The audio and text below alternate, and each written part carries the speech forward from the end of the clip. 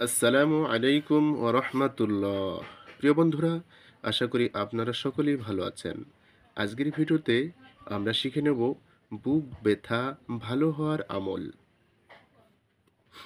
বুক ব্যথা বুক ব্যথার জন্য এই আয়াত লিখে গলায় ধারণ করার দ্বারা অনেক উপকার পাওয়া যায়।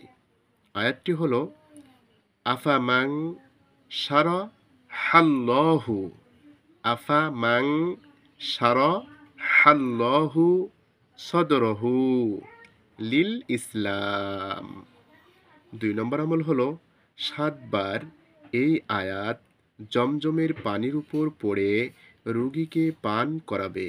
ইনশাআল্লাহ বুক ব্যথা ভালো হয়ে যাবে।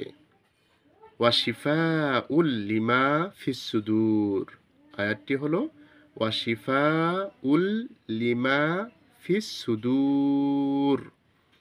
৩ নম্বর আমল হলো ৪১ বার এই আয়াত জমজমের পানির উপর ফুঁক দিয়ে পান করাবে।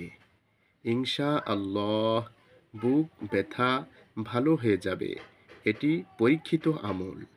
প্রিয় বন্ধুরা, এখানে বুক ব্যথা ভালো হওয়ার ৩টি আমলের কথা বলা হলো। আমরা ৩টি করতে না পারি, ৩টির যেকোনো একটি আমল আমরা করতে পারি। ইনশাআল্লাহ আমাদের বুকের ব্যথা ভালো হয়ে যাবে।